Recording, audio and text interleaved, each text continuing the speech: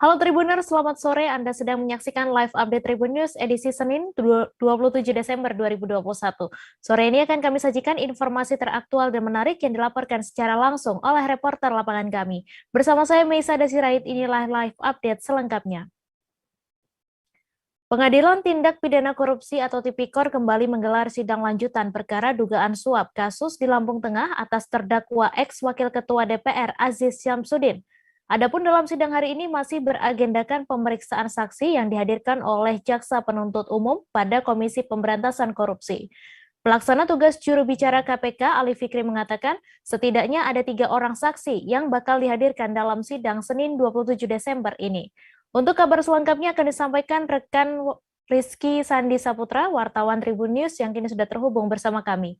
Halo Rizky. Ya, halo Mei dan juga Tribuners. Ya, silahkan dengan informasi Anda bagaimana proses persidangan hari ini dan siapa saja saksi yang dihadirkan. Ya, jadi Mei dan juga Tribuners bisa disampaikan bahwa pada hari Senin 27 Desember 2021 siang tadi, Pengadilan Negeri Jakarta Timur, Pengadilan Negeri Jakarta Pusat, yakni Pengadilan Tindak Pidana Korupsi atau Tipikor kembali menggelar sidang lanjutan atas terdakwa ex wakil Ketua DPR RI Aziz Syamsuddin dalam perkara suap kepada ex penyidik KPK Stefanus Robinson, di mana sidang hari ini sendiri masih beragendakan pemeriksaan saksi yang dihadirkan oleh JPU atau Jaksa Penuntut Umum pada Komisi Pemberantasan Korupsi atau JPU KPK, yang setidaknya pihaknya membawa 3 orang, gitu, 3 orang saksi, diantaranya yakni Kasubdit Bina Marga dari Kabupaten Lampung Tengah yang dan juga hadir dari BPBD Lampung Tengah yakni Aan gitu, dan juga pihak swasta yang belum diketahui namanya begitu. Kemudian dapat Anda jelaskan apa keterangan yang disampaikan oleh saksi Taufik dalam persidangan hari ini? Ya, jadi dalam persidangan ini tadi karena keterbatasan waktu, Majelis Hakim juga sudah menetapkan kalau sidang hanya digelar terbatas begitu, tidak diselesaikan untuk keseluruhan saksi. Hanya saja tadi Jaksa Penuntut Umum sudah menghadirkan saksi Taufik begitu dalam persidangan. Di dalam keterangannya, saksi Taufik menyatakan kalau Aziz Syamsuddin, ex wakil Ketua DPR RI ini diyakini menerima uang sebesar 2,1 miliar melalui 2 orang kepercayaannya, yakni Aliza Gunado dan juga Edi Sujarwo. Aliza Gunado sendiri merupakan mantan politikus Partai Golkar gitu, atau sekarang masih menjabat di politikus Partai Golkar, sedangkan Edi Sujarwo diketahui berasal dari pihak swasta begitu nih. Uang itu sendiri merupakan komitmen fee atas cairnya DAK atau dana alokasi di Lampung Tengah terkait dengan pembuatan infrastruktur jalan gitu nih. Lalu kemudian bagaimana tanggapan terdakwa Aziz Syamsuddin sendiri atas pernyataan saksi Taufik ini, Rizky? Ya, tadi Aziz juga diberikan kesempatan oleh Majelis Hakim Pengadilan Tipikor untuk memberikan tanggapan atas keterangan yang disampaikan oleh saksi Taufik. Itu dirinya menyatakan kalau selama dirinya menjabat sebagai wakil ketua DPR, terlebih menjadi ketua banggar di DPR RI, dia tidak pernah memiliki staf ahli atau staf khusus yang diyakini menjadi orang kepercayaannya sebagaimana yang disebutkan oleh saksi Taufik. Dirinya menyatakan itu bisa dipastikan melalui SK yang diterimanya dari selama menjabat di DPR. Baik, terima kasih rekan Rizky atas laporan Anda. Selamat bertugas kembali. Kita beralih ke informasi selanjutnya, Saudara. Mantan Bupati Muara Enim Ahmad Yani kembali menjalani persidangan. Terpidana kasus dugaan korupsi pada 16 paket proyek di Kabupaten Muara Enim ini melalui kuasa hukumnya mengajukan gugatan peninjauan kembali atas putusan kasasi pada tingkat Mahkamah Agung yang memvonis Ahmad Yani dengan hukuman 7 tahun penjara. Untuk info selengkapnya akan disampaikan oleh rekan Nisha, wartawan sripoku.com yang kini sudah terhubung bersama kami. Halo Nisha.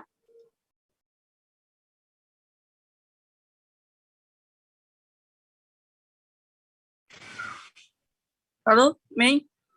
Palembang Ya. melaporkan, Mei. Ya, Nisha, silakan dengan informasi Anda, apa alasan pihak terpidana Ahmad Yani mengajukan peninjauan kembali? Menurut dari melalui kuasa hukumnya, Ahmad Yani menyatakan bahwasanya pihak mereka menilai keputusan dari hasil sidang di Mahkamah Agung itu keliru atau tidak tepat. Seperti itu, Mei. Lalu dapat Anda informasikan berapa vonis yang dijatuhkan oleh Majelis Hakim MA pada terpidana Ahmad Yani? Untuk Ahmad Yani sendiri divonis hukuman 7 tahun penjara, denda 200 juta, dengan subsidiar 6 bulan. Serta Ahmad Yani sendiri diwajibkan untuk membayar uang pengganti sebesar 2,1 miliar rupiah. Seperti itu, Mei. Kemudian apakah putusan di Mahkamah Agung ini lebih besar dari vonis Majelis Hakim Pengadilan Tinggi Palembang? Ya, benar sekali, Mei. Jadi sebelumnya itu di Pengadilan Tinggi Palembang, Ahmad Yani divonis 5 tahun penjara. Sedangkan untuk vonis Majelis Hakim Mahkamah Agung itu 7 tahun penjara. Seperti itu, Mei. Baik, terima kasih Nisha atas laporan Anda dan Tribuners. Wartawan kami juga telah menghimpun wawancara dengan kuasa hukum Ahmad Yani serta Jaksa Penuntut Umum KPK. Berikut tayangannya untuk Anda. Ya, pada dasar kita harus kepilihan hakim Mahkamah Agung ya. Untuk yang kasasi kemarin. Ya. Kemarin berapa bonusnya? Kemarin bonusnya justru naik dari 5 tahun. Ada uang pengganti yang tadinya 2 miliar 100 dengan pada pidana 1 tahun, karena banyak subsidiarnya. Kemudian pada tingkat Mahkamah Agung Kasasi menjadi subsidiarnya di 3 tahun. 3 tahun. Makanya kita kita sorot dalam hal pembuktian terhadap kesalahan terdakwa melanggar pasal 12A Undang-Undang Tipikor yang dibuktikan dan tidak didudukkan di minimal 2 alat bukti. Ya, hanya mengacu kepada keterangan daripada LT saja yang diangkat tadi selaku JC dan masuk Pengganti. uang itu tadinya pembuktian dan tidak berdasarkan minimal 2 alat bukti, kemudian uang pengganti. Uang pengganti itu tidak ada dakwaan, tidak ada dakwaan jaksa, tapi diputus uang pengganti. Itu menyalahi. Jadi 2 poin itu yang Ya. kita sanggah untuk putusan kemarin. Terakhir mungkin harapan kita terhadap pengajuan PK ini, Pak. Harapan kita supaya hakim tetap menegakkan keadilan selaku gantian terakhir dari penegakan, di mana pemohon yang kali memohon keadilan. Pak, Nama lengkap Bapak? Saya Ah. Joksan Ali Dahlan. Joksan Joksan Ali Dahlan SHMH. Oke, dari kantor. tanggapan sedikit Bang mengenai PK yang diajukan oleh terpidana Ahmad Yani ini Bang sekarang. Ya, barusan hari ini sidang pertama pembacaan gugatan PK dari pemohon terpidana Ahmad Yani menunjukkan di muara ini dari si pemohon saja pada intinya mereka menyatakan ada kesilapan dari putusan hakim sama dalam hal mengenai uang pengganti, sama naiknya putusan hukuman bagi Ahmad Yani dari 7 tahun. Pasal tersebut nanti kami akan coba pelajari sesuai dengan peraturan yang ada, apakah memang PK-nya sesuai atau tidak dengan kitab, karena di kuat itu adalah itu kalau pelaksanaan itu adalah mengenai aturan mengenai pokok perkara yang nanti akan mengatasi dalam hadapan dari permohonan PK yang kami di KPK itu sudah berikutnya di hari Kamis tanggal 6 Januari. Jumlah penumpang yang berdatangan dari Kota Sorong menuju Kabupaten Raja Ampat, Papua Barat disebut tidak mengalami peningkatan. Hal tersebut disampaikan Kepala Cabang PT Belibis di Kota Sorong, Usman, di Dermaga Rakyat Sorong Raja Ampat. Rata-rata penumpang yang melakukan perjalanan adalah warga yang tinggal di Sorong dan bekerja di Raja Ampat. Ia berujar pihaknya ingin bekerja sama dengan pemerintah agar volume wisatawan yang berkunjung ke Raja Ampat bisa kembali meningkat. Untuk mengetahui lebih detailnya sudah bergabung bersama kami rekan jurnalis Tribun Papua Barat, Safwan Ashari yang akan menyampaikan laporannya. Halo Safwan. Halo, selamat sore menjelang malam, Mei. Selamat sore, silakan dengan informasi Anda bagaimana pantauan di lapangan terkait jumlah pengunjung di Pelabuhan Rakyat ini, Safwan. Iya, Mei dan juga Tribuners dimanapun Anda berada, hari ini dapat saya kabarkan dari Kota Sorong, Papua Barat bahwa pantauan di lapangan untuk situasi pengunjung selama libur Natal dan menjelang Tahun Baru masih didominasi oleh masyarakat yang bekerja di Raja Ampat, yang memang mereka adalah warga dari Kota Sorong dan Kabupaten Sorong. Untuk di dermaga Pelabuhan Rakyat sendiri, memang menurut keterangan yang kami himpun selama ini tidak tampak lonjakan untuk jumlah volume wisatawan yang berdatangan di Kabupaten Raja Ampat, begitu, Mei. Lalu dapat Anda jelaskan berapa presentasi penumpang yang bekerja di Raja Ampat dan wisatawan beberapa waktu ini, Safwan?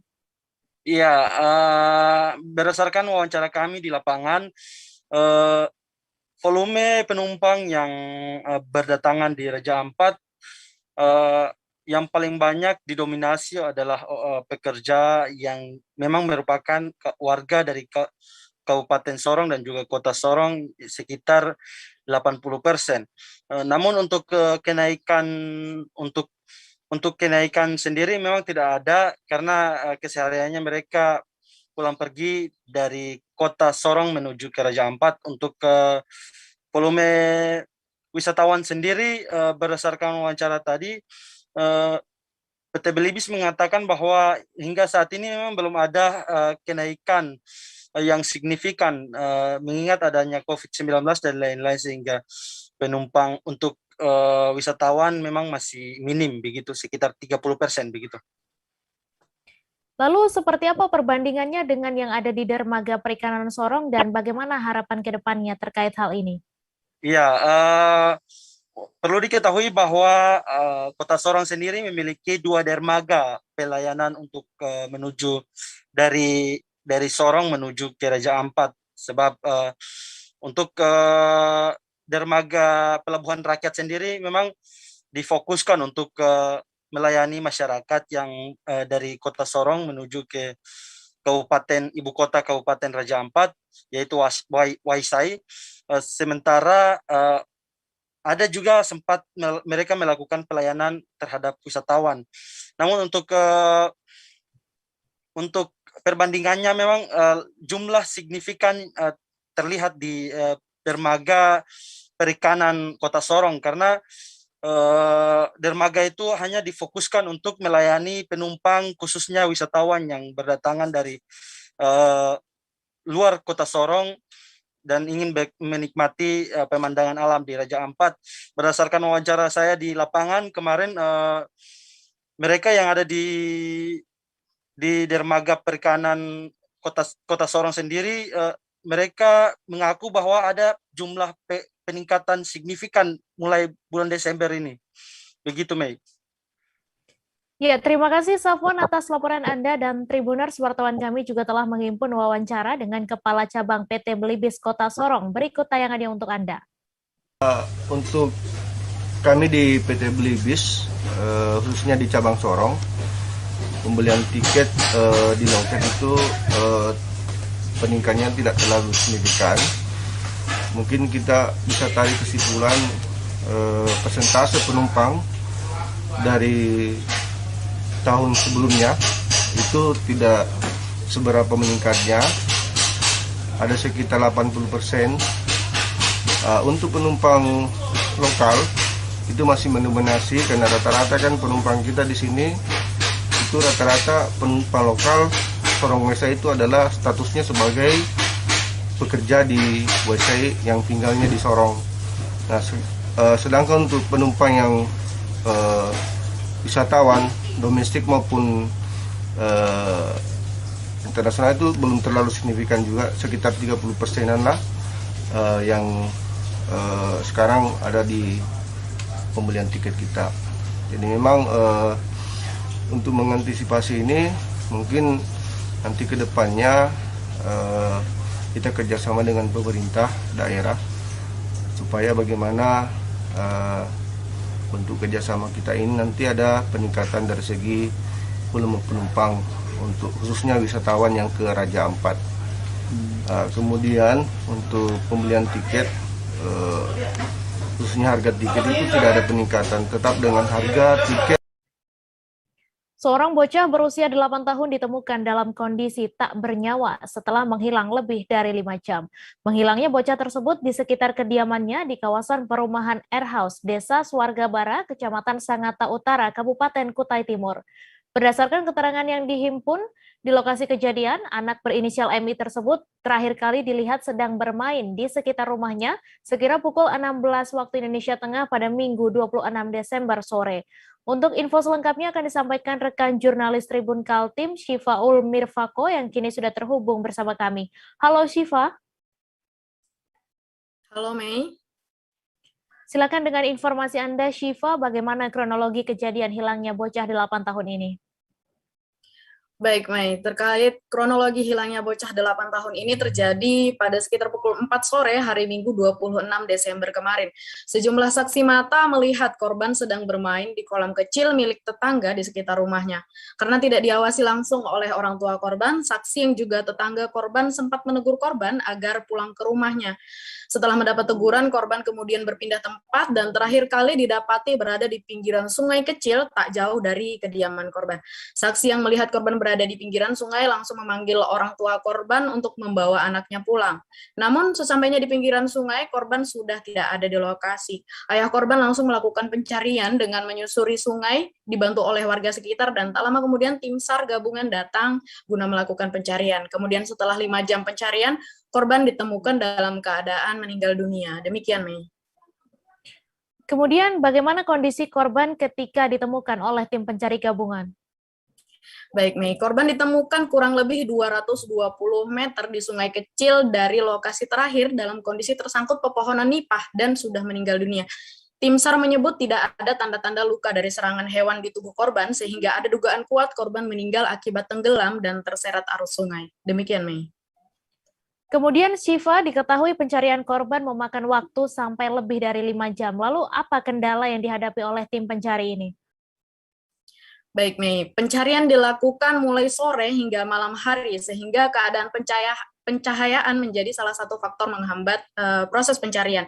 Namun selain itu arus sungai yang cukup deras juga menjadi kendala bagi tim mencari dan relawan sehingga tubuh atau jasad dari korban sendiri terseret cukup jauh, yakni kurang lebih 220 meter dari lokasi jatuhnya korban. Demikian, Mei. Baik, terima kasih Syifa atas laporan Anda, dan Tribuners wartawan kami juga telah menghimpun wawancara dengan Koordinator Pos Sangatta Basarnas Balikpapan. Berikut tayangannya untuk Anda. Didahului oleh masyarakat yang sekitar di sini dan keluarga untuk melakukan pencarian dulu, menelusuri sungai, dan kita mengikuti untuk melakukan penelusuran sungai. Dan dengan usaha malam ini, tim SAR gabungan dan masyarakat, korban dapat ditemukan dalam keadaan meninggal dunia. Dari jam berapa dilakukan pencarian itu? Tadi laporan yang masuk ke kita berkisar jam 6-an ya. Jam 6-an, jadi kita nyampe di sini jam 8-an. Kalau tim SAR gabungan jam 8-an, tapi sebelum kita masuk juga udah ada tim SAR gabungan yang lain juga yang duluan. Jadi udah ada duluan datang sini bersama keluarga korban dan masyarakat yang ada di sini. Jadi kurang lebih 1,5 jam ya baru ditemukan. Iya, kurang lebih 1,5 jam dari laporan ya. Tapi kalau dari kejadian kita kurang pasti akurat kejadian pastinya jam berapa. Kami akan kembali selesai jeda sejenak, saudara, tetap di live update. Oke, apa kabar Bang Arif di sini untuk strateginya? Kalau saya sendiri di Game Week 37 ini yang semalam baru mulai, apa yang saya udah sebenarnya aku nggak ngerasa itu penangkapan atau penggerebegan atau apapun itu, karena gitu posisinya aku kriteria. Jadi kita mengenal disebut dengan stroke yang tidak berdarah dengan stroke yang berdarah. Stroke yang tidak berdarah itu biasanya ditandai dengan adanya penyumbatan. Kalau itu penyumbatan di sini mungkin pikirnya tidak ke situ kali ya, tapi kalau di Korea atau di Kamboja itu ada beberapa paper yang saya itu mas, dulunya tukang koran. Oh gitu ya, tukang koran. Ya saya baca itu Pak. Tuh kan pernah baca kan? Jadi kalau saya jadi Pangdam itu udah bersyukur banget. Si anak ini dijadikan sebagai tersangka begitu. Ya, kalau ini kita bicara yang di luar kasus Bongombo ya. Dengan nama hujan shower, di mana terdapat batas jelas antara daerah hujan dan tidak hujan yang biasanya terjadi pada fase awal mature stage atau tahap berbahaya dewasa. itu Kang. Jadi mulai artinya terjadinya perlembekan. Nah itu untuk penetrasi akan sulit. Gitu ya. Dok, saya ini menurut saya memang tidak mudah, bukan urusan tanah diambil. Kalau misalnya Amerika Serikat sekarang, Rasulullah mengatakan dalam sebuah hadis bahwa berpuasa di 6 hari Syawal itu. Oke, apa kabar Bang Arif di sini untuk strateginya? Kalau saya sendiri di Jumip 37 ini yang semalam baru mulai, Apa yang saya dirasakan udah Kak Fernita? Sebenarnya aku nggak ngerasain penangkapan atau penggerebekan atau apapun itu, karena gini loh, posisinya aku Kriteria. Jadi kita mengenal disebut dengan stroke yang tidak berdarah dengan stroke yang berdarah.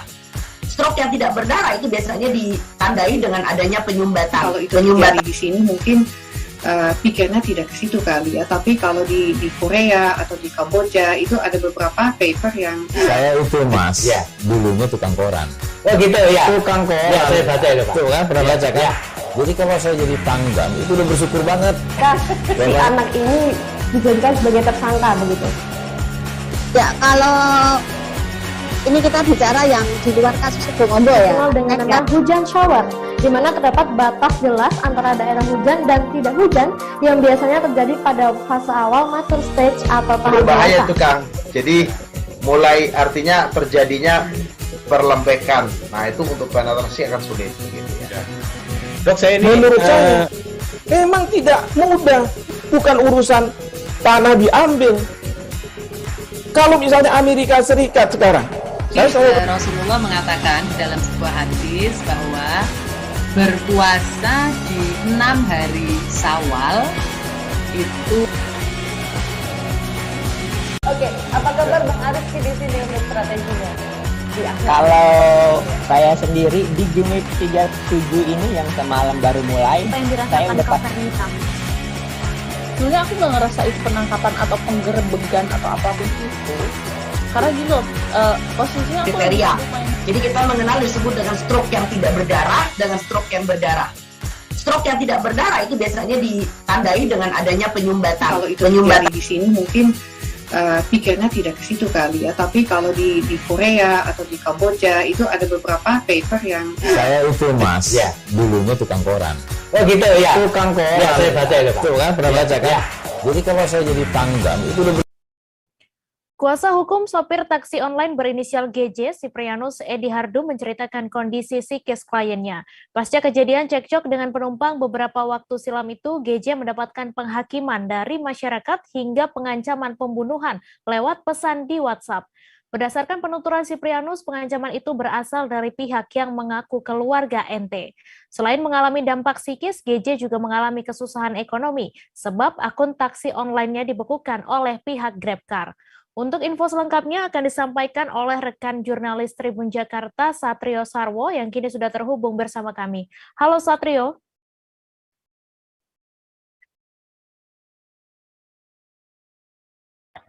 Halo Mei. Ya, Satrio, silakan dengan informasi Anda bisa dijelaskan bagaimana kronologi perkara ini. Ya, baik Mei. Jadi perkara dari kasus ini ada dua versi. Versi dari sopir taksi berinisial GJ dan penumpang perempuan berinisial NT. Jadi kejadian menurut versi dari penumpang berinisial NT ini, kejadian itu bermula saat sopir taksi berinisial taksi online berinisial GJ mengantarkan penumpang berinisial NT menuju rumahnya di kawasan Tambora, Jakarta Barat dari sebuah bar di kawasan Pantai Indah Kapuk gitu. Dan kemudian dalam perjalanan NT ini merasa mual dan kemudian muntah melalui jendela mobil GJ. Nah, GJ yang melihat itu ketika sesampainya di tujuan di rumah meminta biaya NT, maksud saya NT ketika sudah sampai di depan rumah akan memberikan uang sebesar 100.000 kepada GJ untuk biaya cuci mobil. Tetapi GJ menolak uang sebesar 100.000 dan meminta sebesar 300.000. Nah, dari singkat cerita dari situ terjadi cekcok sehingga MT mengaku dianiaya atau mendapatkan kekerasan fisik dari GJ. Gitu. Kemudian tetapi cerita atau penuturan yang disampaikan NT melalui media sosial dan juga melalui media massa itu kemudian dibantah oleh sopir oleh GJ. Menurut GJ, NT ini ketika di dalam perjalanan dia mabuk dan tanpa sepengetahuan dari GJ langsung membuka jendela dan muntah gitu. Dan NT ini mengklaim bahwa dirinya hanya muntahannya itu hanya mengenai bagian luar bodi mobilnya saja. Tetapi menurut GJ muntahannya itu sampai ke area dalam mobil gitu. Ketika karena itulah GJ meminta biaya kompensasi sebesar 300.000 karena itu dia harus mematikan akun aplikasinya karena takutnya ada penumpang yang memesan jasanya lagi gitu. Dengan kondisi ada muntahan seperti itu, GJ tidak bisa mengambil penumpang lagi. Dan juga di jam dini hari kejadiannya itu tidak ada tempat cuci mobil yang buka sehingga GJ meminta uang biaya kompensasi seperti 300.000. Tapi ketika meminta uang sebesar senilai itu, GJ malah dimaki dengan kata-kata kasar oleh NT, dan NT ini yang melakukan pemukulan duluan. Ini berdasarkan pengakuan dari GJ, ya. NT yang melakukan pemukulan duluan sehingga GJ melakukan pembelaan diri gitu. Jadi sebenarnya GJ menilai bahwa ini melalui kuasa hukumnya menilai bahwa ini bukan penganiayaan terhadap salah satunya, tapi ini adalah perkelahian. Seperti itu dari dua versi yang ada. Tetapi versi karena memang NT sudah melaporkan lebih dulu ke Polsek Tambora dan juga sudah dimintai keterangan oleh polisi dan juga saksi-saksi juga sudah diperiksa, sehingga GJ lebih dulu ditangkap keesokan harinya setelah kejadian dan sudah saat ini ditetapkan sebagai tersangka. Seperti itu. Baik, kemudian terkait kondisi keduanya hingga kini NT dan GJ kondisinya seperti apa, Satrio? Ya, akibat dari konflik tersebut memang kedua belah pihak ini terdampak. NT ini terdampak secara psikis juga karena dia trauma dengan konflik yang berbenturan fisik gitu dengan sopir. Dan sopir pun demikian karena mengalami kondisi dalam psikisnya juga terganggu karena info yang berada di masyarakat bahwa GJ ini juga melakukan pelecehan seksual terhadap NT, padahal itu belum bisa sampai saat ini belum bisa dibuktikan kebenaran itu. Dan dampak dia dibully oleh masyarakat juga. Selain dibully, GJ ini juga mendapatkan ancaman melalui pesan singkat di WhatsApp. Ancaman pembunuhan bukan hanya terhadap diri, pembunuhannya ini mengancam keluarganya, istri dan anak-anaknya, seperti itu. Dan saat ini melalui pengacara kuasa hukum GJ saat ini stres karena selain psikisnya dia juga terganggu ekonominya karena pun dari taksi lainnya itu dibekukan sementara oleh perusahaan taksi online tersebut. Seperti itu, Mei. Kemudian terkait GJ yang melakukan perbuatan pelecehan, bagaimana keterangannya, Satrio?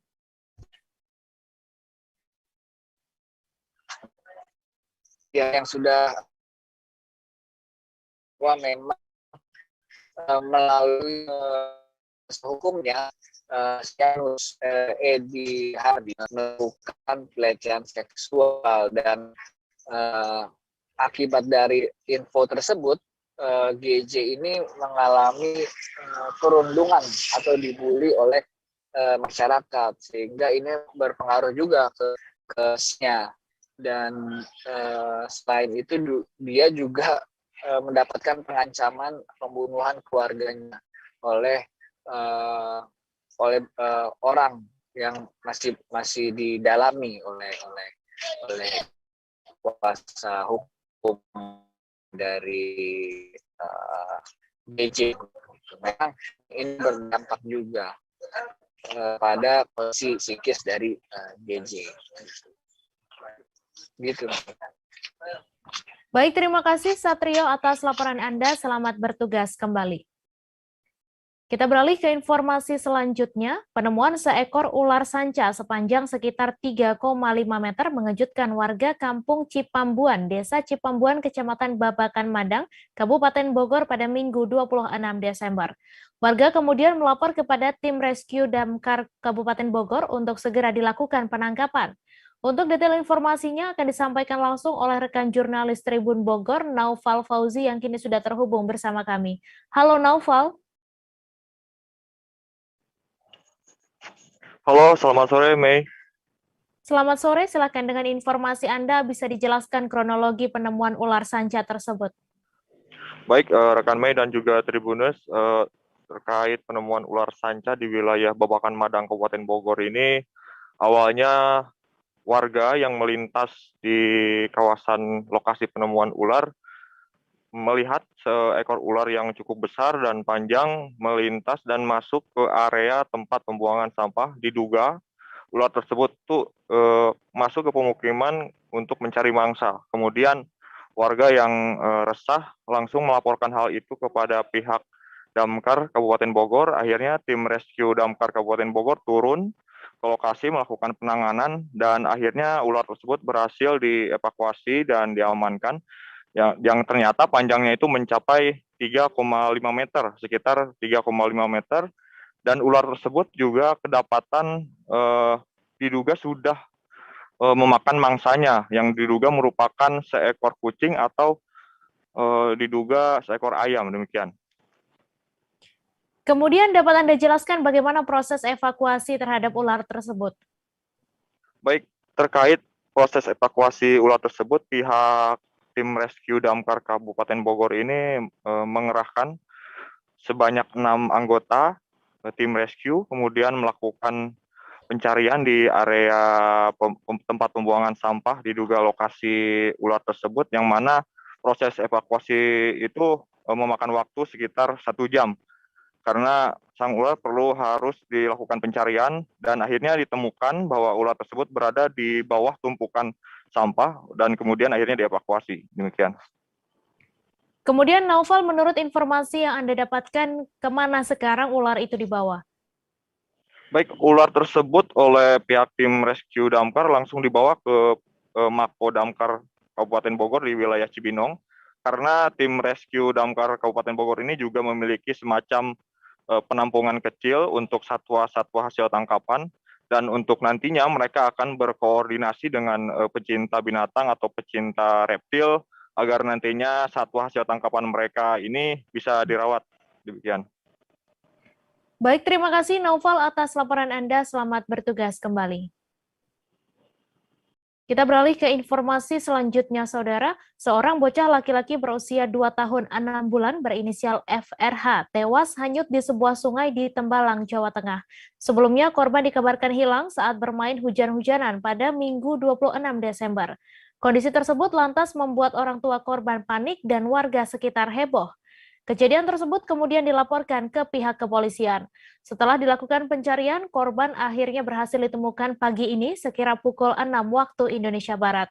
Korban ditemukan tersangkut di batangan rumpun pohon bambu yang berada di pinggir sungai dan sudah tidak bernyawa. Sebelumnya, korban sempat bermain hujan-hujanan bersama 2 kakak kandungnya. Kegiatan mereka bermain di tengah guyuran hujan deras pun bahkan sempat terekam video.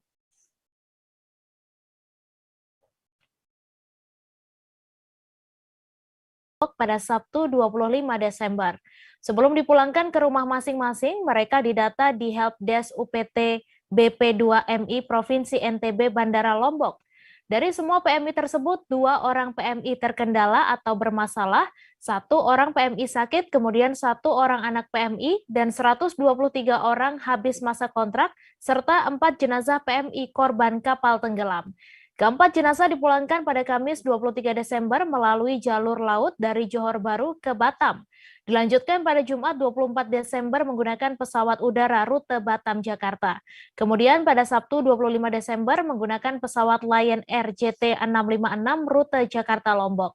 Setibanya di Bandara Lombok, jenazah PMI atas nama Sopian dan Julianingsih difasilitasi kepulangannya ke daerah asal menggunakan mobil jenazah UPT BP2MI Provinsi NTB. Sedangkan jenazah PMI Herman dan Juminah menggunakan mobil jenazah desa setempat untuk kemudian diserahkan kepada pihak keluarga. Jenazah para PMI diserahkan oleh Direktur Perlindungan dan Pemberdayaan Kawasan Asia dan Afrika BP2MI. Penyerahan disaksikan di Snaker Trans setempat dan Ditreskrimum Polda NTB serta Kepala Desa setempat.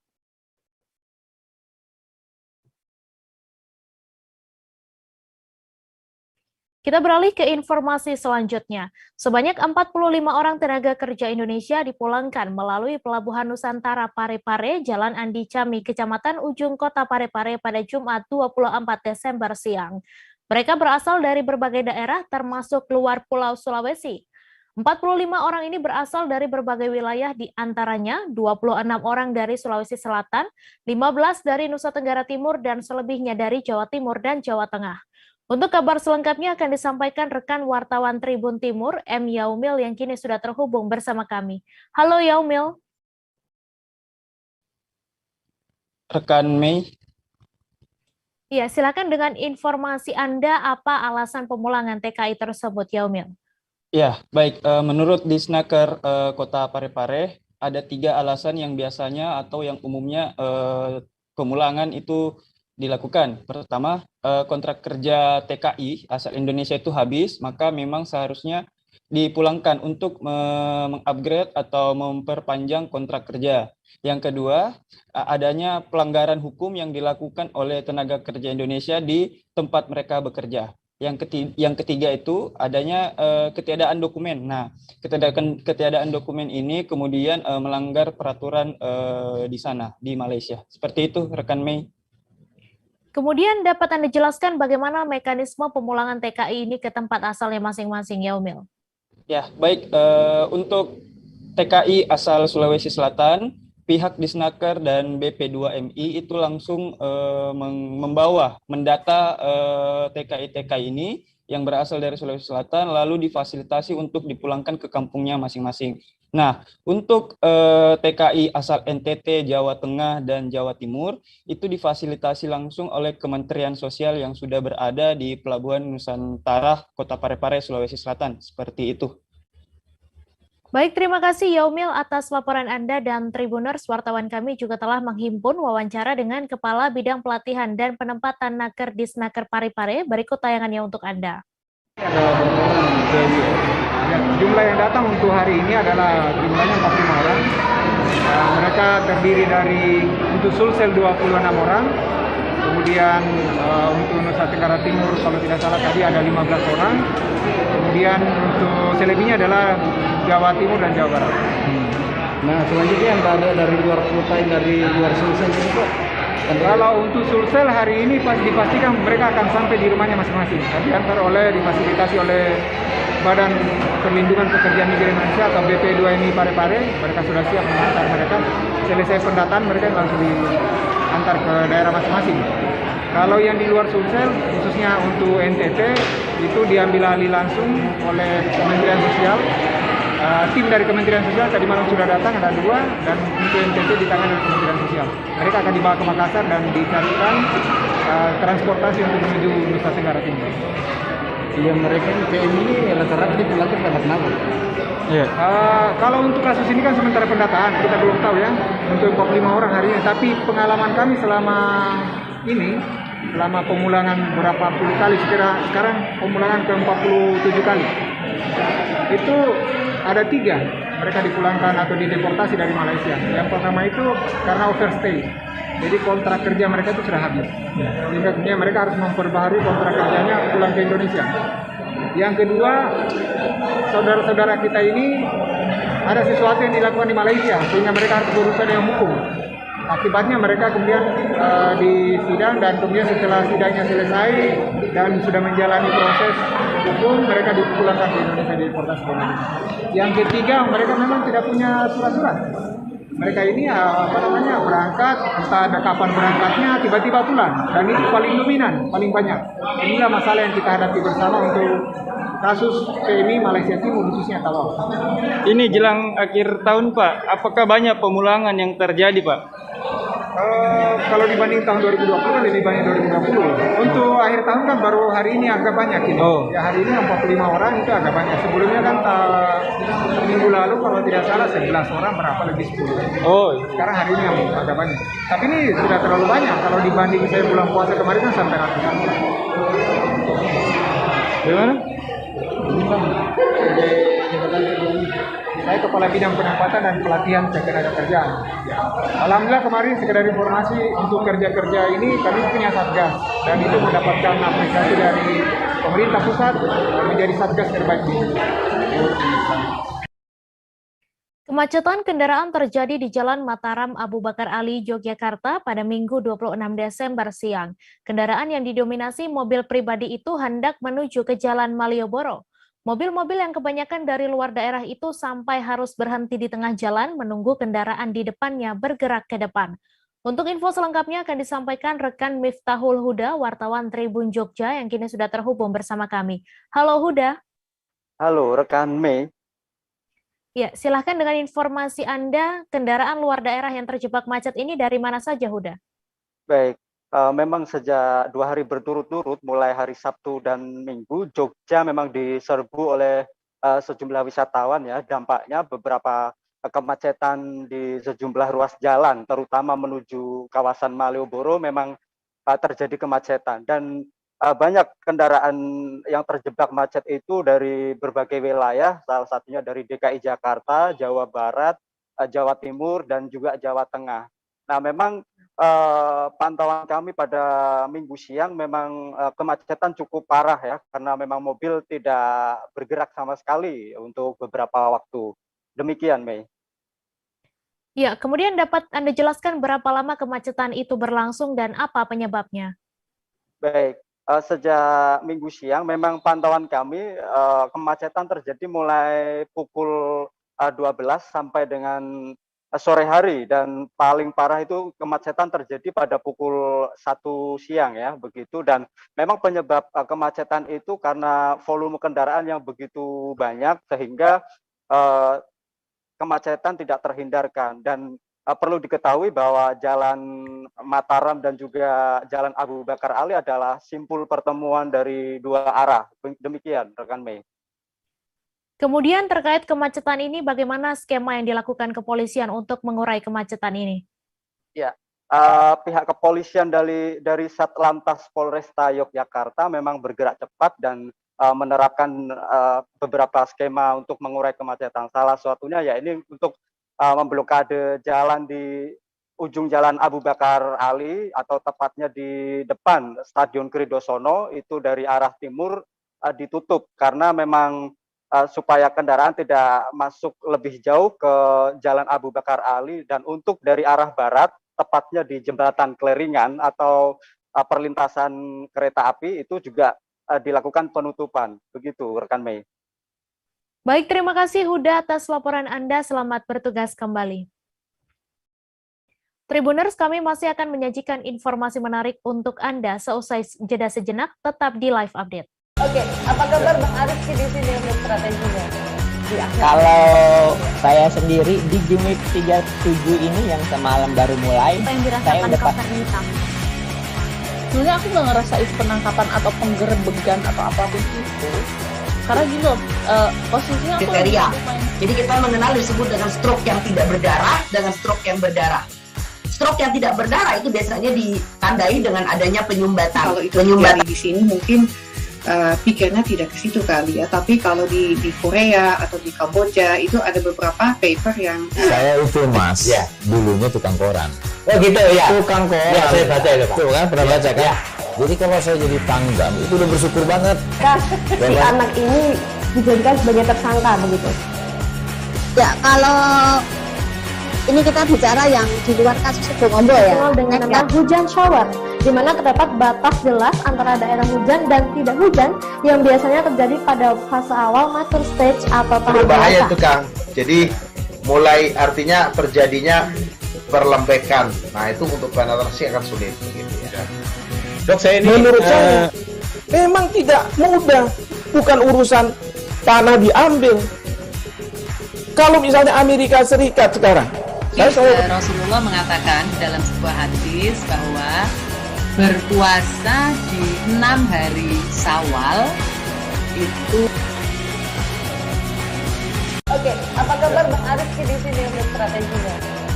Kalau saya sendiri di Jumik 37 ini yang semalam baru mulai, saya udah pasti. Sebenarnya aku nggak ngerasa itu penangkapan atau penggerebegan atau apapun itu. Karena gini loh, posisinya aku kriteria.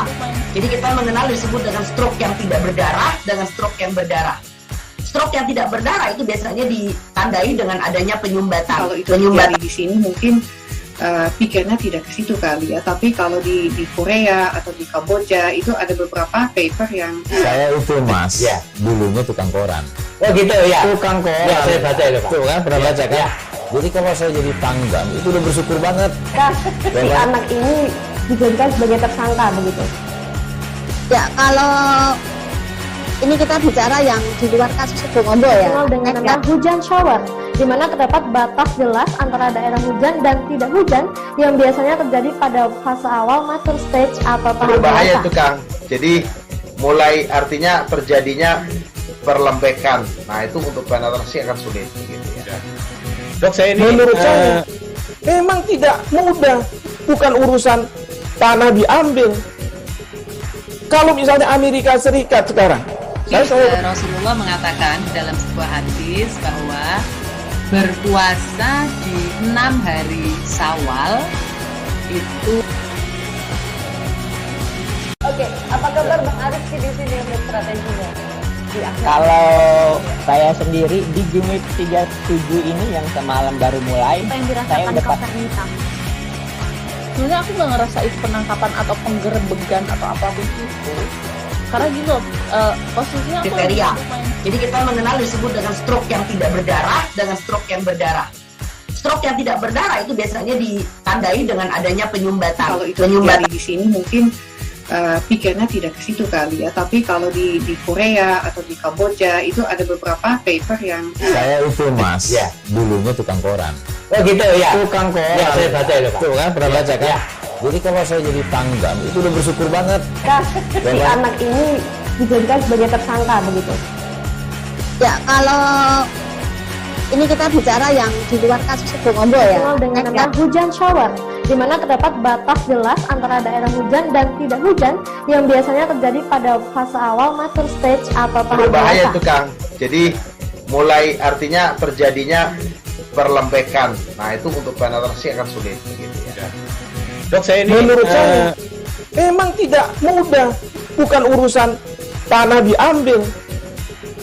Kalau misalnya Amerika Serikat sekarang, Rasulullah mengatakan dalam sebuah hadis bahwa berpuasa di 6 hari Syawal itu. Oke, apa kabar Bang Arif di sini untuk strateginya? Kalau saya sendiri di Jumit 37 ini yang semalam baru mulai, saya udah sebenarnya aku nggak ngerasain penangkapan atau penggerebegan atau apapun itu. Karena gini loh, posisinya aku kriteria. Jadi kita mengenal disebut dengan stroke yang tidak berdarah dengan stroke yang berdarah. Stroke yang tidak berdarah itu biasanya ditandai dengan adanya penyumbatan. Kalau itu terjadi di sini mungkin pikirnya tidak ke situ kali ya. Tapi kalau di Korea atau di Kamboja itu ada beberapa paper yang saya itu Mas, ya, dulunya tukang koran. Oh gitu ya. Tukang koran. Ya, saya baca itu Pak. Tuh kan pernah baca kan? Ya. Jadi kalau saya jadi Pangdam itu udah bersyukur banget. Si anak ini dijadikan sebagai tersangka begitu. Ya kalau ini kita bicara yang di luar kasus Bongombo ya. Dengan nama hujan shower, di mana terdapat batas jelas antara daerah hujan dan tidak hujan yang biasanya terjadi pada fase awal mature stage atau tahap berbahaya dewasa. itu Kang. Jadi mulai artinya terjadinya perlembekan. Nah itu untuk penetrasi akan sulit. Gitu ya. Dok, saya ini menurut saya memang tidak mudah, bukan urusan tanah diambil. Kalau misalnya Amerika Serikat sekarang, Rasulullah mengatakan dalam sebuah hadis bahwa berpuasa di 6 hari Syawal itu. Oke, apa kabar Bang Arif di sini untuk strateginya? Kalau saya sendiri di Jumit 37 ini yang semalam baru mulai, saya udah sebenarnya aku nggak ngerasain penangkapan atau penggerebegan atau apapun itu. Karena gini loh, posisinya aku kriteria.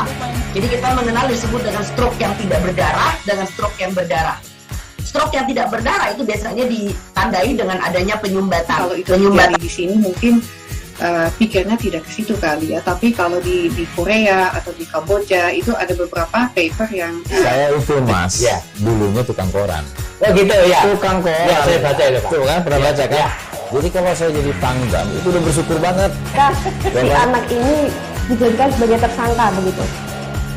Ya kalau ini kita bicara yang di luar kasus Bongombo ya. Dengan nama hujan shower, di mana terdapat batas jelas antara daerah hujan dan tidak hujan yang biasanya terjadi pada fase awal mature stage atau tahap berbahaya dewasa. itu Kang. Jadi mulai artinya terjadinya perlembekan. Nah itu untuk penetrasi akan sulit. Gitu ya. Dok, saya ini menurut saya memang tidak mudah, bukan urusan tanah diambil. Kalau misalnya Amerika Serikat sekarang, Rasulullah mengatakan dalam sebuah hadis bahwa berpuasa di 6 hari Syawal itu. Oke, apa kabar Bang Arif di sini untuk strateginya? Kalau saya sendiri di Jumit 37 ini yang semalam baru mulai, saya udah sebenarnya aku nggak ngerasain penangkapan atau penggerebegan atau apapun itu. Karena gini loh, posisinya aku kriteria. Jadi kita mengenal disebut dengan stroke yang tidak berdarah dengan stroke yang berdarah. Stroke yang tidak berdarah itu biasanya ditandai dengan adanya penyumbatan. Kalau itu terjadi di sini mungkin pikirnya tidak ke situ kali ya. Tapi kalau di Korea atau di Kamboja itu ada beberapa paper yang saya itu Mas, ya, dulunya tukang koran. Oh gitu ya. Tukang koran. Ya, saya baca itu Pak. Tuh kan pernah baca kan? Ya. Jadi kalau saya jadi Pangdam itu udah bersyukur banget.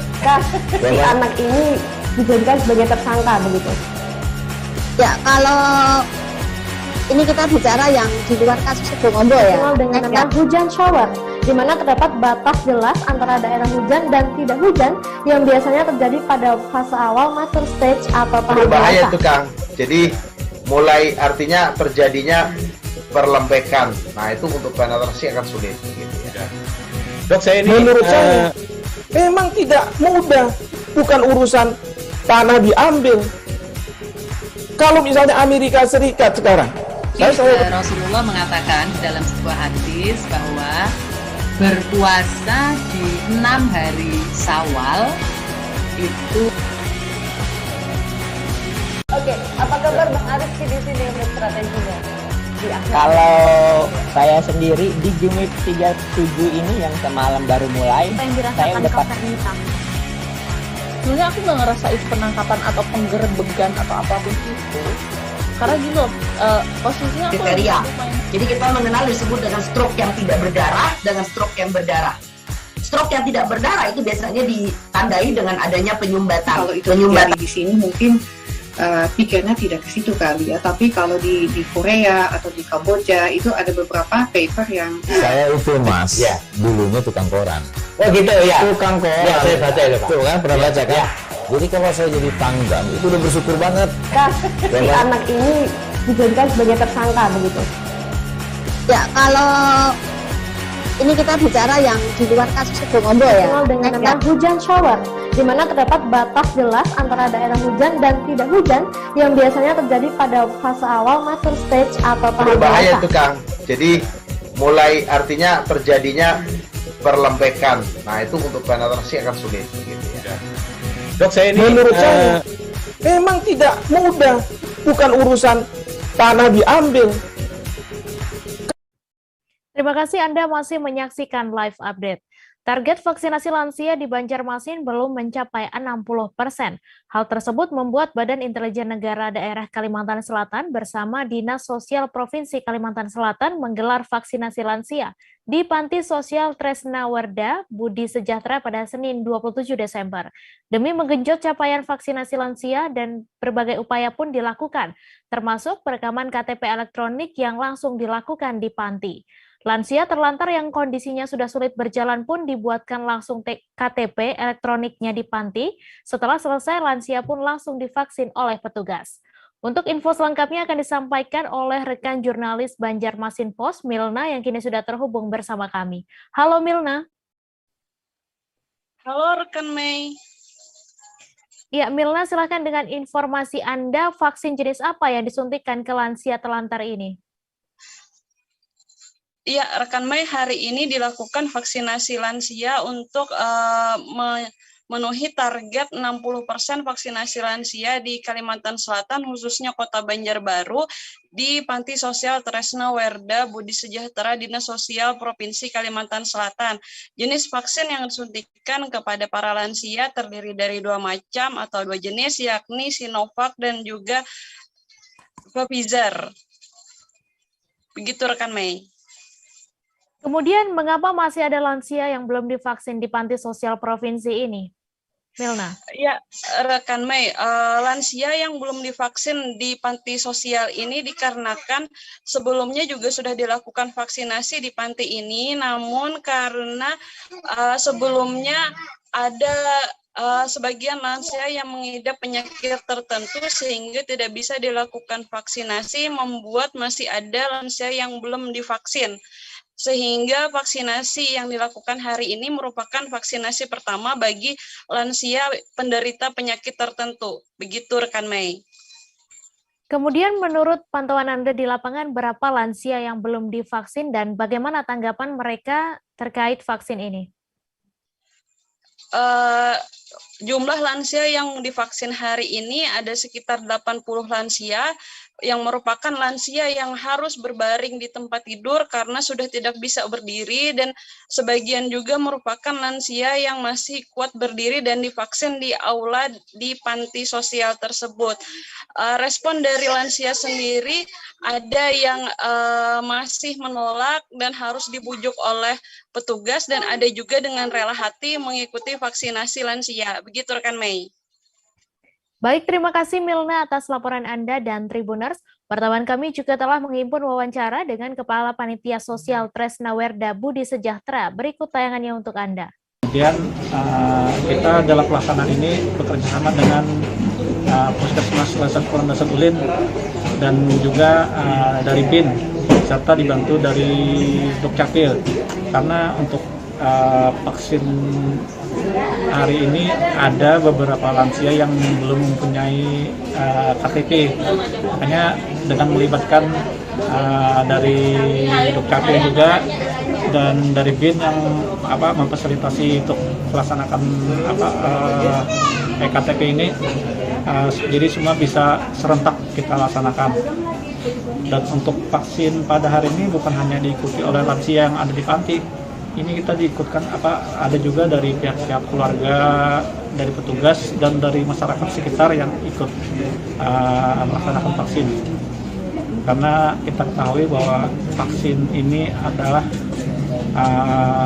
untuk mempercepat target pencapaian Provinsi Kalimantan Selatan. Kalau nggak salah tuh ada 70% yang harus dilaksanakan di akhir tahun 2021 ini. Pak, untuk di panti sendiri ada berapa lansia, Pak?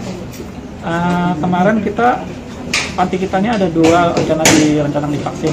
Panti yang di Lasunut ini ada 71, kemudian yang di Matapura tuh ada 35 lansia yang mau divaksin juga.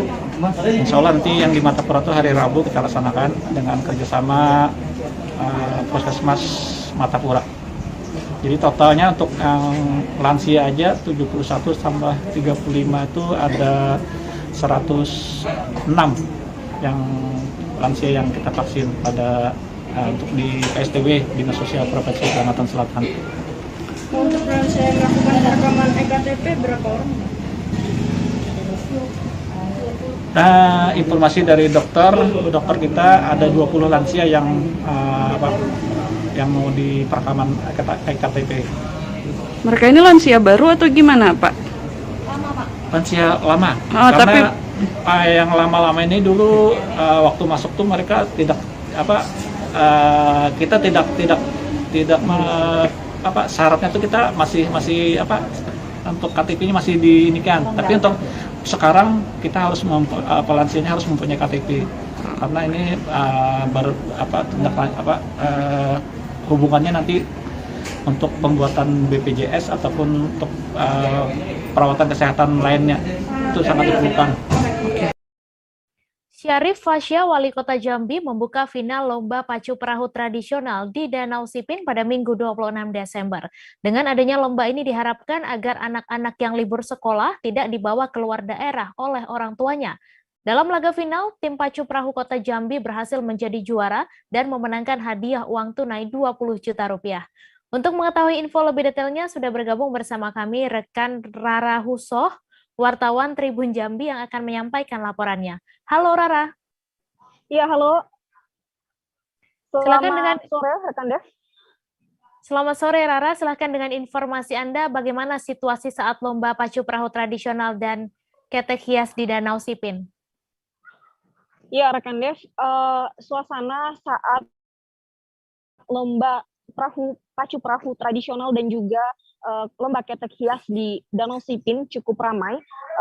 Suasana di sana dikunjungi oleh para pengunjung yang menonton pertunjukan tersebut dari siang hingga sore hari. Dan kegiatan tersebut berjalan dengan lancar, dihadiri oleh Wali Kota Jambi yaitu Bapak Syarif Fasya dan juga Wakil Wali Kota Jambi yaitu Maulana.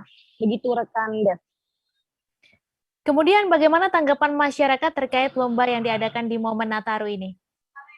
Ya, untuk lomba yang diadakan di momen Nataru ini kebetulan memang sengaja diadakan oleh pemerintah Kota Jambi dan tanggapan para pengunjung yang datang ke situ lantaran adanya pembatasan untuk liburan ke luar daerah dari pemerintah Kota Jambi terhadap masyarakat yang ada di Kota Jambi keluar daerah.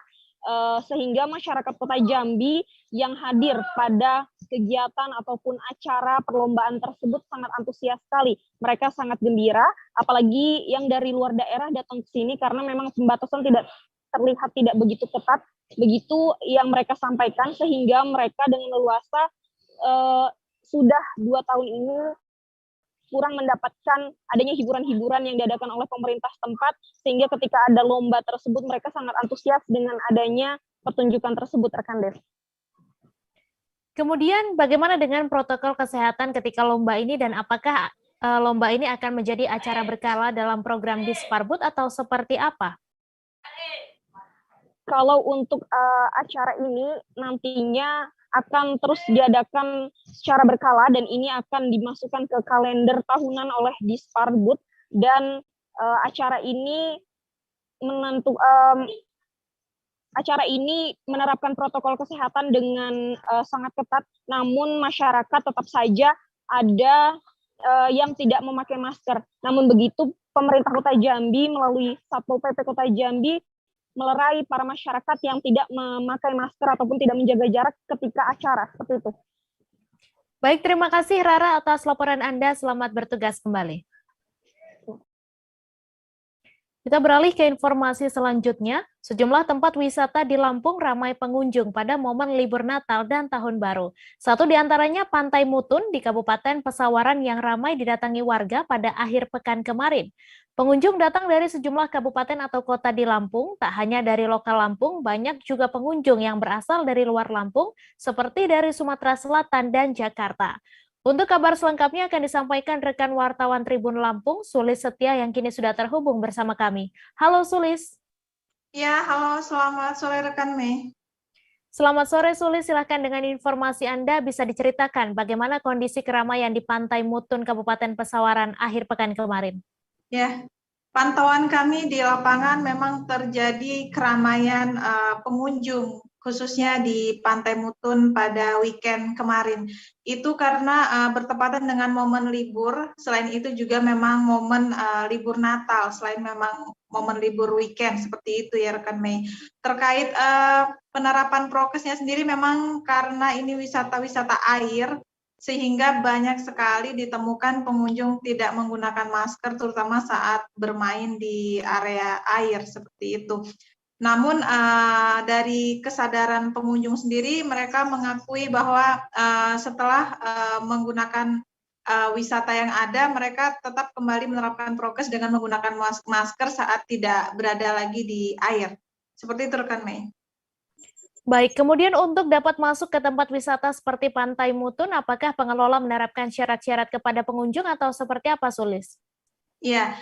Pantauan kami di lapangan, setiap pengunjung memang dipastikan harus menggunakan masker sebelum memasuki lokasi wisata. Selain itu, utamanya memang plat luar dicek terkait vaksinnya, bukti vaksinasi. Sehingga pengelola berharap dengan penerapan itu bisa meminimalisir penyebaran COVID-19 khususnya di Pantai Mutun.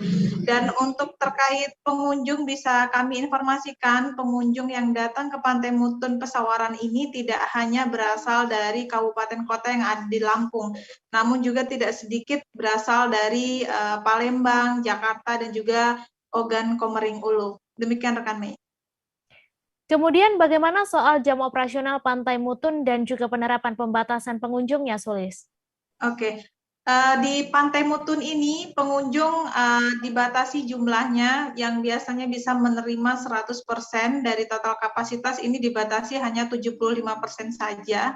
Selain itu juga untuk pemberlakuan batasan waktu pada malam pergantian tahun baru, biasanya jika tidak kondisi pandemi itu selalu ada kegiatan yang menyemarakkan kegiatan pergantian tahun. Namun di kondisi pandemi termasuk tahun ini tidak ada kegiatan wisata di Pantai Mutun termasuk kembang api dan lain sebagainya.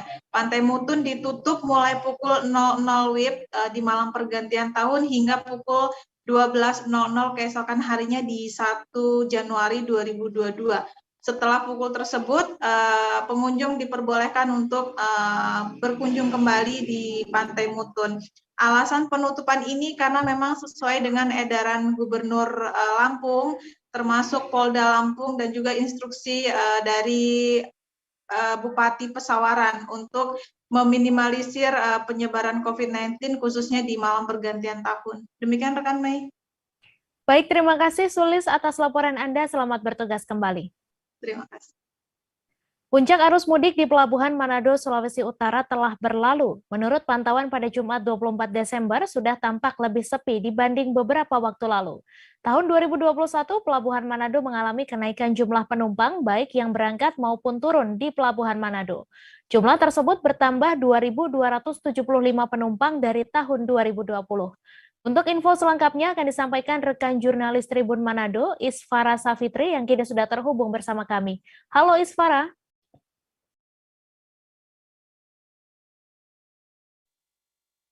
Halo, Mei. Iya, Iswara, silakan dengan informasi Anda bagaimana kondisi arus mudik Natal 2021 di Pelabuhan Manado. Untuk kondisi Natal sendiri, menurut keterangan dari pihak KSOP Manado, mereka mengatakan bahwa puncak arus mudik Natal dan Tahun Baru 2021 telah berlalu, yaitu pada sekitar tanggal 20 sampai 24 Desember 2021. Nah, untuk saat ini kondisi aktivitas di Pelabuhan Manado sendiri sudah mulai normal kembali, dan kalau merujuk pada data tahun 2020, kemungkinan besar arus balik itu akan terjadi pada sekitar setelah tahun baru, sekitar tanggal 3 Januari sampai 5 Januari 2022. Seperti itu, Mei. Ya, kemudian dapat Anda jelaskan bagaimana peningkatan jumlah penumpang di Pelabuhan Manado dibandingkan tahun lalu? Nah, karena 2 tahun ini kita masih berada di tengah pandemi COVID-19, jadi tidak terlalu signifikan sebenarnya kenaikannya. Jadi kalau untuk tahun 2020 itu penumpang arus mudik sekitar tanggal 17 Desember 2021 sampai tanggal 24 Desember 2021 itu ada 13.529 orang. Sedangkan pada tanggal yang sama tahun 2021 itu ada 15.804 penumpang. Jadi pada tahun ini meskipun kenaikannya di puncak arus mudik belum signifikan, tetapi sudah lumayan, yaitu ada sekitar 2.275 penumpang. Lalu apakah saat ini 3 kapal bantuan dari Disnaf Kelas 1 Bitung dan Direktorat Jenderal Perhubungan Kementerian Perhubungan masih beroperasi hingga hari ini atau seperti apa, Isfara? Untuk 3 kapal bantuan yaitu KN Miangas, KM Sabuk Nusantara 69 dan Sabuk Nusantara 70 itu kemarin hanya beroperasi pada puncak arus mudik, yaitu tanggal 20 Desember 2021 sampai 24 Desember 2021. Nah, setelah tanggal tersebut mereka dikabarkan sudah berlayar ke tempat lain. Seperti itu, Mei. Baik, terima kasih Isfara atas laporan Anda, dan Tribuners, wartawan kami juga telah menghimpun wawancara dengan Kepala Seksi Lalu Lintas dan Angkutan Laut KSOP Manado. Berikut tayangannya untuk Anda. Dari kapal-kapal yang berkegiatan di Pelabuhan Manado, di mana dalam pengecekan tersebut semua kapal-kapal yang ada di Pelabuhan Manado layak untuk dijalankan. Seterusnya kita juga saling bersinergi terkait dengan instansi-instansi yang terkait, di mana ada kepolisian, Polsek, dan juga ada instansi yang lain, ada karantin, ada Pelindo. Universitas Wijaya Kusuma Surabaya secara resmi membuka penerimaan mahasiswa baru tahun akademik 2022-2023. Peluncuran dan penerimaan mahasiswa baru tahun akademik 2022-2023 dilakukan oleh Rektor UWKS, Prof. Dr. Haji Widodo Aryo Kencono di lobi kampus UWKS pada Senin 27 Desember. Rektor UWKS menyebut target mahasiswa yang akan diterima pada tahun akademik ini sebanyak 1.667 mahasiswa untuk memenuhi kuota dari 8 fakultas UWKS. Target itu lebih banyak dibanding tahun ajaran 2021-2022 yang hanya 1.200 mahasiswa. Untuk detail informasinya akan disampaikan langsung oleh rekan wartawan Surya, Zainal Arif, yang kini sudah terhubung bersama kami. Halo Zainal. Halo, selamat sore. Iya, selamat sore Zainal. Silahkan dengan informasi Anda, apakah ada prodi di UWKS yang menjadi favorit dipilih oleh calon mahasiswa baru? Baik Tribuners, seperti yang sudah disampaikan tadi ya, bahwa UWKS hari ini secara resmi meluncurkan penerimaan mahasiswa baru yang bisa diikuti oleh mahasiswa di seluruh Indonesia yang ingin mendaftar di Universitas Wijaya Kusuma Surabaya.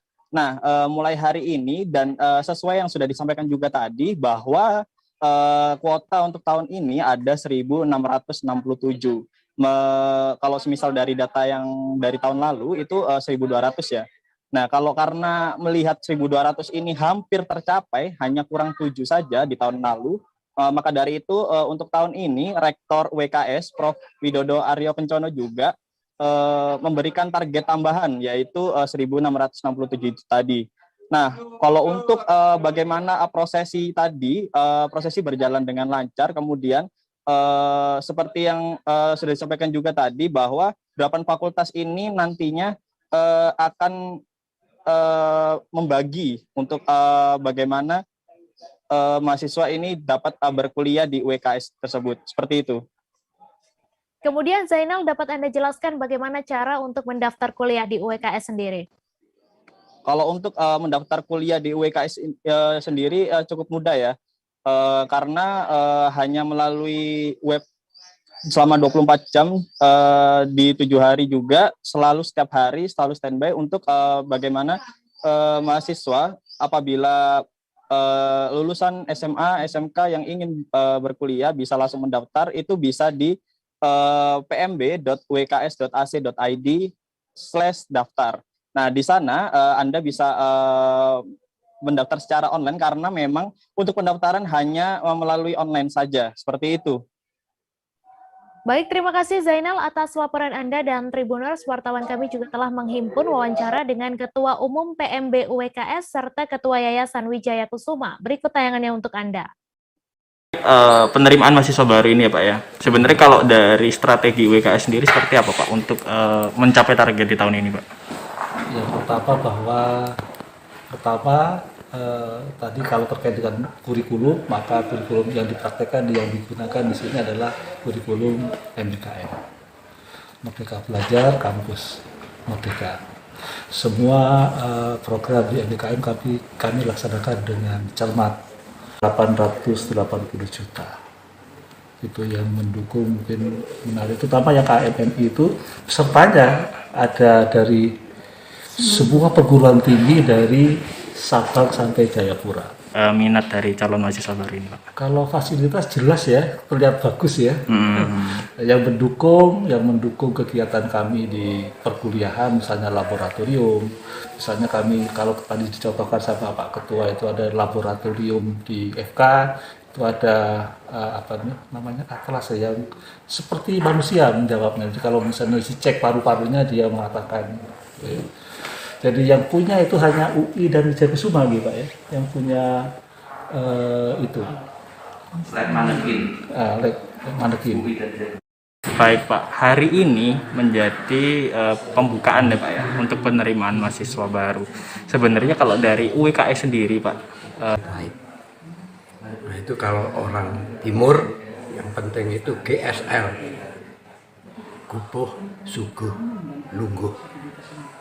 UGD bisa operasi di Tulungagung itu lulusan sini juga itu.